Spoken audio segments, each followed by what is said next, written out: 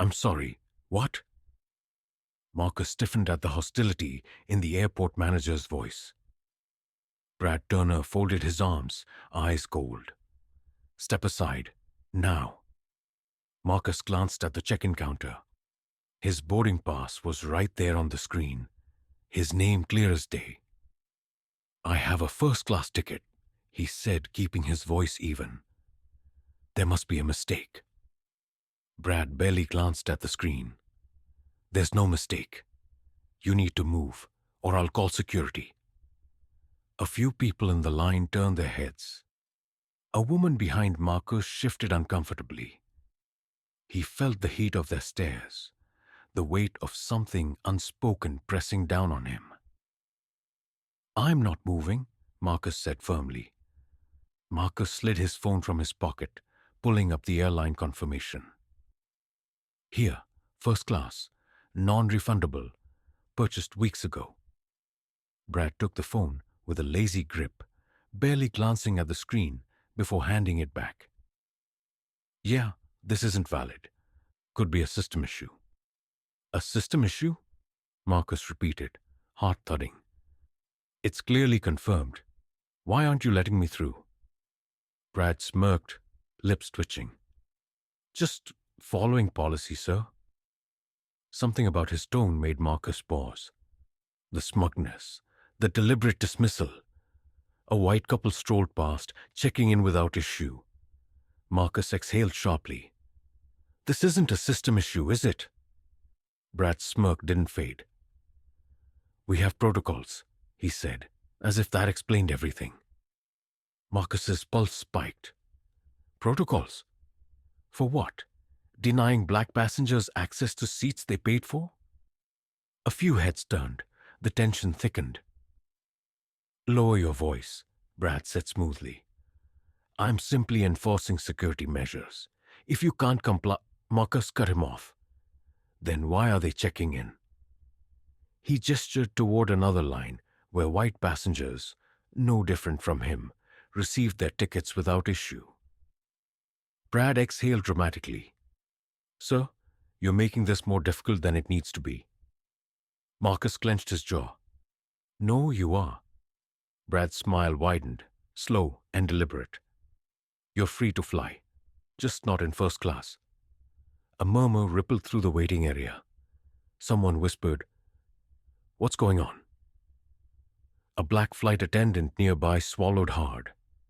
Her hands trembled as she adjusted her scarf, eyes darting between Marcus and Brad. She said nothing. A man in a business suit shifted, clearing his throat. A woman pulled out her phone, lifting it just enough to record. Marcus saw it all. The discomfort, the hesitation, the fear of speaking up. And still, no one intervened. Brad sighed theatrically and pressed a button on his radio. Security. I need assistance at first-class check-in. Passenger refusing to cooperate. Marcus inhaled sharply. Refusing. I just want what I paid for. The whisper of radio static filled the air before a clipped response came through. Copy. On our way. A uniformed officer appeared moments later, assessing Marcus with a narrowed gaze. Is there a problem here? He asked. Though his stance already suggested an answer, Brad pointed. This man is causing a disturbance. Marcus's stomach clenched. You mean I'm asking for fairness? The officer stepped forward. Sir, I need you to come with me. Marcus's hands curled into fists. Not because he planned to fight, but because he had to ground himself against the humiliation swelling inside him. He had seen this play out before. Only this time, he was the one being branded a problem, a threat. Security took another step. Marcus exhaled long and slow. He had a choice. Walk away quietly or push back against a system built to erase men like him. His pulse roared in his ears as he made his decision. Marcus clenched his fists, his breath slow and controlled. The sting of humiliation still burned in his chest, but his mind was already drifting. Not to the private jet that would be arriving soon, but to the years that had brought him to this very moment. He had built his success from nothing. He had earned every seat at every table. And yet, here he was again, questioned, doubted, dismissed. Today should have been about progress. Instead, it felt like a reminder. Raised in a neighborhood where opportunities were scarce and expectations were low, Marcus had learned early that success was a battle. Teachers underestimated him, employers overlooked him, and society expected little from him. He had watched doors close before he could even knock, but he refused to be defined by their limits. Scholarships, late nights, rejection after rejection, none of it deterred him. He fought for his education, fought for his career, fought to be seen. Now, he was more than just a success story.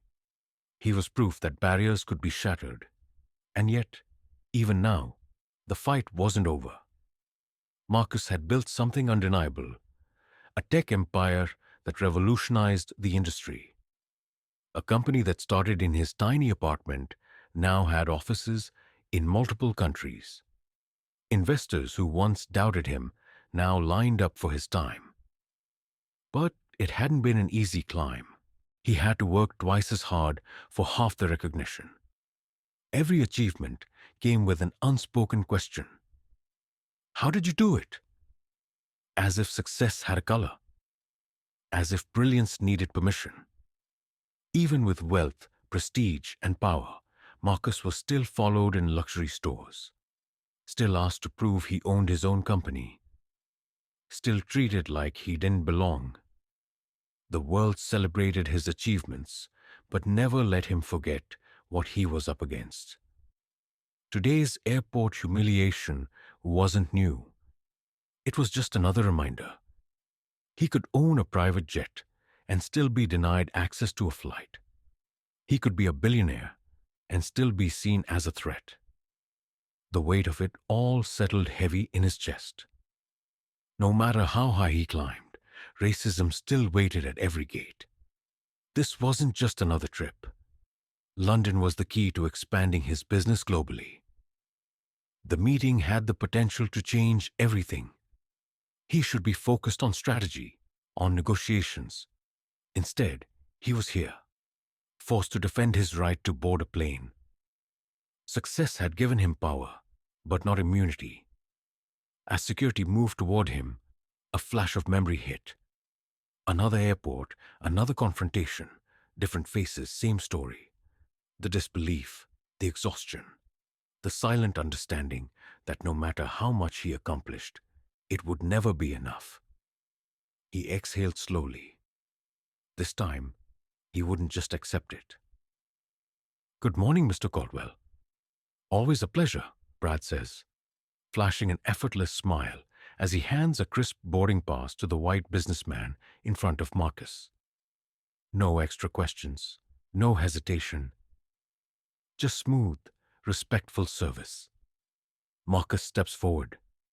"Marcus Grant, first class." He places his ID and ticket on the counter.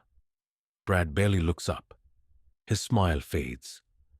"I'll need additional verification." Marcus stiffens. "You didn't ask him for anything extra." Brad's eyes flicker with something unreadable.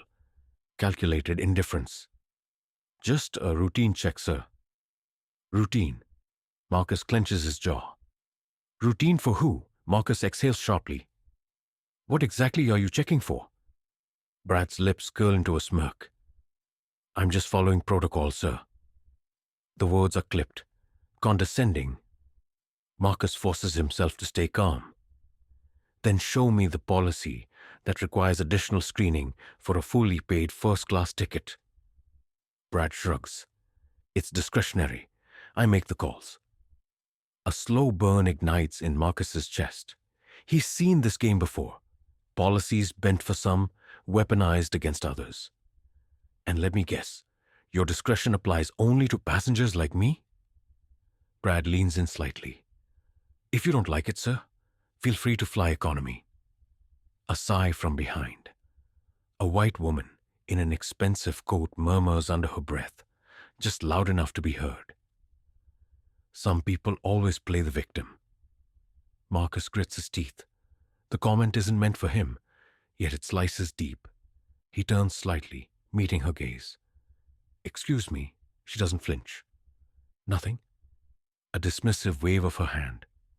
Just tired of this entitlement nonsense. Entitlement. The word echoes. He's paying for the same service as everyone else. Yet, somehow, he's the problem. Marcus forces himself to observe. Passenger after passenger moves through the line effortlessly. No extra questions, no double-checking IDs, no hassle. A man in a navy suit is handed his pass without pause. A woman in designer heels breezes through. The pattern is undeniable. Marcus turns back to Brad. This isn't policy. This is discrimination. Brad tilts his head, feigning confusion. Sir, if you keep raising your voice, I'll have to involve security. A threat, wrapped neatly in fake professionalism. From the corner of his eye, Marcus catches a black flight attendant watching. Her posture is stiff, her expression tense. She knows exactly what's happening. Their eyes meet, and something unspoken passes between them. She's seen this before. Maybe she's even been on the receiving end. But she says nothing. Marcus understands. Speaking up comes with consequences, and in this moment, silence feels safer than justice. A uniformed officer steps forward. Sir, is there a problem here? Marcus knows the moment has shifted. He is no longer a respected businessman. He is a disturbance, a potential threat. Brad leans back, arms crossed. Just a passenger, refusing to comply, officer. Refusing to comply.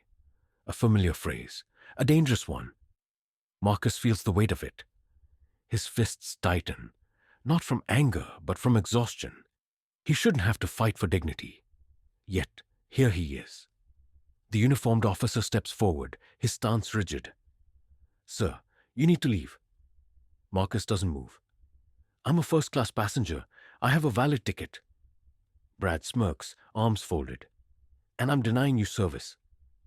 Marcus's fingers twitch. On what grounds? Brad exhales dramatically. Disruptive behavior?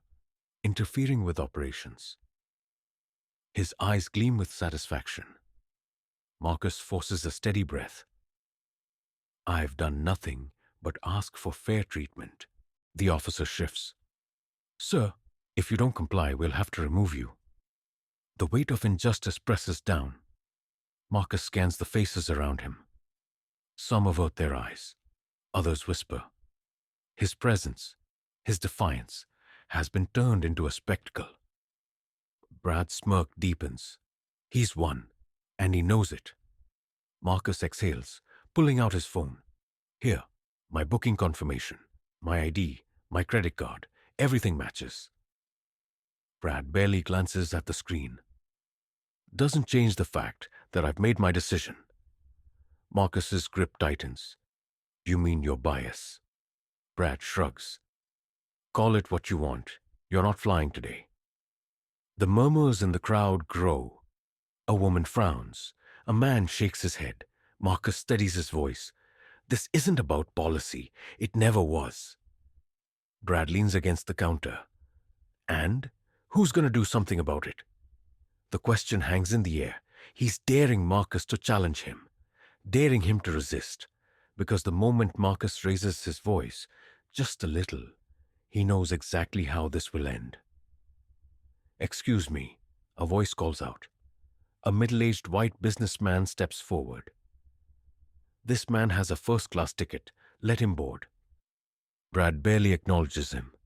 Sir, this doesn't concern you. The businessman frowns. It does when I see blatant discrimination.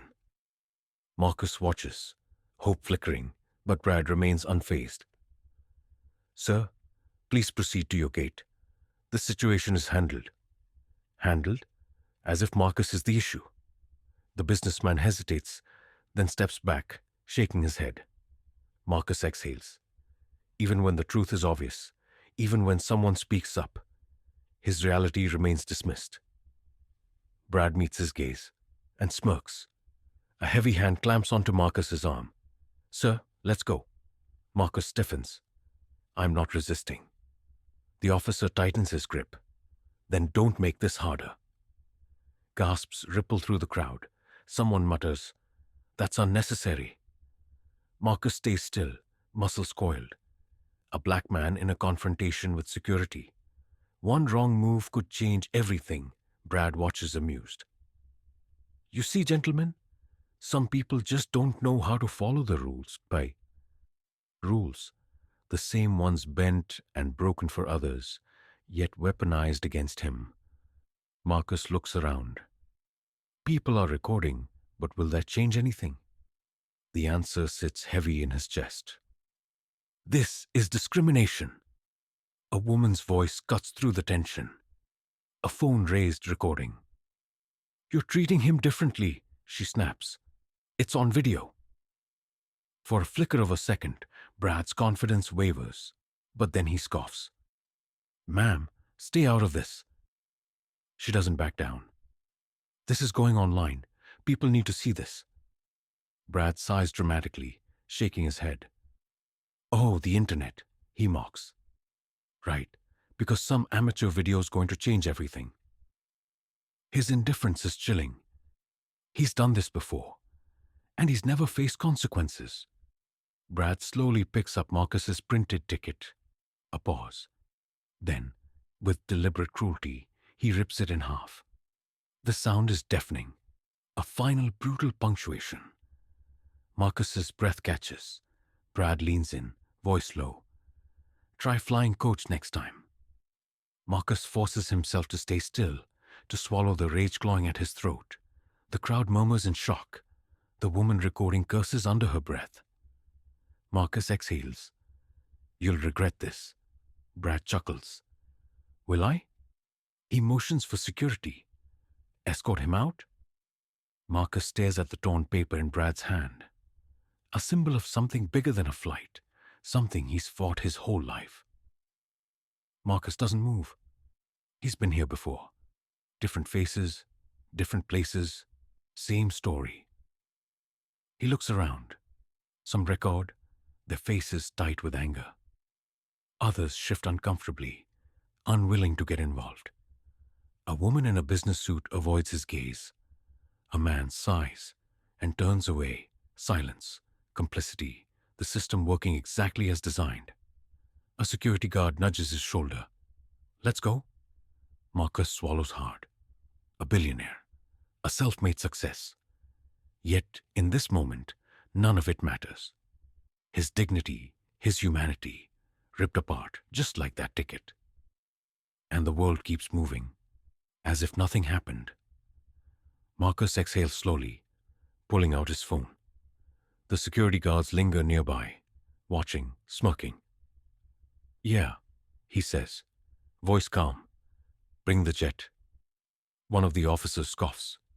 Right, and I've got a yacht waiting for me outside. Brad leans against the counter, arms crossed. You're really gonna keep this act up? Marcus doesn't acknowledge him. 5 minutes, he says into the phone, then hangs up. Laughter ripples between the guards. One shakes his head. Man, just take the L. Marcus doesn't flinch. Don't argue, because while they're busy laughing, the game is already changing. A distant rumble fills the air. At first, it's dismissed. Just another plane. Then it grows louder, closer. The guard's laughter stutters. Brad frowns, glancing toward the tarmac. The sleek private jet glides into view, its polished exterior gleaming under the airport lights. Bold, unmistakable letters stretch across the side. Marcus Grant Aviation. Silence. One of the officers swallows hard. Wait, That's... Brad's smirk vanishes. The reality slams into them all at once. Marcus wasn't bluffing. He wasn't asking for permission to fly. He owns the sky. Passengers press against the glass, phones raised, murmurs ripple through the crowd. No way, that's his jet? Isn't that his name on the side? Brad's complexion turns ghostly. His jaw works, but no words come. Marcus watches him, letting the weight of the moment sink in. A businessman nearby chuckles. Now that's what you call first class. Brad stiffens. His power, his control over this moment is slipping. Marcus steps forward, voice even. Something wrong, Brad? No sarcasm, no malice. Just a simple question that hangs in the charged air. Brad swallows, but Marcus can already see it. His downfall has begun. The jet's door swings open. A sharply dressed woman steps out, phone in hand. Mr. Grant, she calls, her tone crisp, professional, full of reverence. Everything is ready. Gasps ripple through the terminal. Someone whispers, "He's really the CEO?" Brad's hands tremble. He grips the counter like it's the only thing keeping him upright. The woman strides toward Marcus, ignoring the stunned silence around them. "Would you like me to inform the board about this incident?" Marcus's gaze flicks to Brad, then back to her. "Not yet." Brad exhales shakily. Not yet. Because Marcus isn't done. Not by a long shot. Marcus turns toward the VIP entrance. He doesn't rush, doesn't need to. The same guards who manhandled him now scramble, tripping over themselves to hold the door open. The shift is almost comical. Almost. Marcus glances at one of them, the one who had sneered in his face minutes ago. His expression now? Panic. "Mr. Grant, Marcus walks past him. No words, no acknowledgement. Just a lesson burned into the man's conscience. The crowd watches, mesmerized. Brad stands frozen, eyes darting between Marcus and the private jet. For the first time, he understands. This isn't just a flight. It's a reckoning. Brad stammers, throat dry. "Mr. Grant, I didn't realize..." Marcus tilts his head. "Didn't realize what?" Brad swallows. "That you were..." Marcus lifts a brow. "Wealthy? Powerful? Worth respecting?" Brad flinches. He knows the answer. The same crowd that once ignored Marcus now watches Brad squirm. His confidence, his arrogance shattered. A security officer clears his throat. "Mr. Grant, we..." Marcus holds up a hand. The man instantly falls silent. For the first time tonight, the control is entirely his, and he isn't about to let it go. Marcus steps forward, stopping just inches from Brad. "You saw exactly what you wanted to see," he says, voice calm. "A black man at the counter, and you made your decision." Brad's lips part, grasping for an excuse. Marcus doesn't let him find one.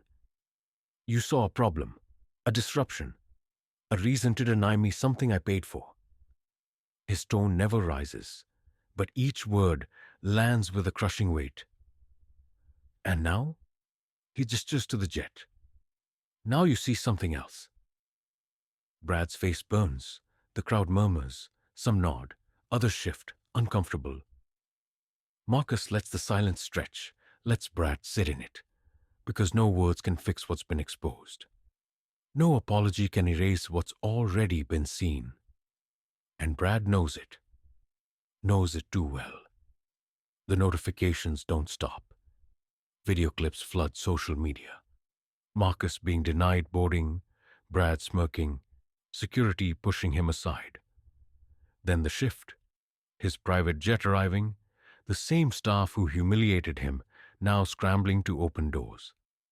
The contrast is too blatant to ignore. Fly While Black trends worldwide. Celebrities, politicians, activists, everyone is talking. "Disgusting," one tweet reads. This is what racism in first-class travel looks like. The airline's social pages are in flames. Comments flood every post. Explain this. This is what we're paying for? Boycotting immediately. Marcus scrolls, jaw tight. He didn't set out to go viral. But now that he has, he won't waste the moment. The world is watching. And for once, the industry has no place to hide. The airline responds. Too late. Too scripted. We take these allegations seriously. We are committed to diversity. We apologize for any misunderstanding. The public isn't fooled. A reply gains thousands of likes. Misunderstanding? We watched it happen. Another. Diversity means nothing if you keep hiring racists. Reporters start calling. Lawsuits are mentioned. Investors grow nervous. Marcus leans back, watching their empire shake. They had the power once. Now? They're scrambling to control a storm they created. Marcus takes a breath, then types. This isn't about me. It's about every black traveler who's been judged before they've even spoken. It's about an industry that lets bias decide who belongs. This stops now. He hits send. Within minutes, his statement spreads. News anchors discuss it. Airlines scramble to update policies. Passengers come forward, sharing their own stories. Marcus doesn't care about going viral. He cares about change. And now, they have no choice but to listen. Brad's termination is swift. A press release, short, impersonal. The employee in question has been dismissed. But it's not just a job he's lost. His name is everywhere, tied to a scandal bigger than him. Marcus doesn't celebrate. Firing Brad doesn't fix the system. But at least for once, someone is held accountable. And maybe, just maybe, it's a start. Debates erupt across networks. How often does this happen? Would the outcome be different if there were no cameras? First-class travel isn't just expensive, it's exclusive. Airlines scramble to announce bias training. Policies change overnight. Marcus reads the headlines, but he knows the truth. Real change won't come from press releases. It comes from people refusing to stay silent. And right now, they're louder than ever. The jet ascends. Marcus watches the airport shrink below, jaw tight. He won, or did he? Because the real injustice isn't what happened today. It's that it keeps happening. That proving himself was even necessary. He exhales. The fight isn't over. Not yet. Not ever. How many times does this have to happen before real change occurs? How many more names? How many more stories before the system stops failing us? Or will history just keep repeating? Maybe you've witnessed it firsthand.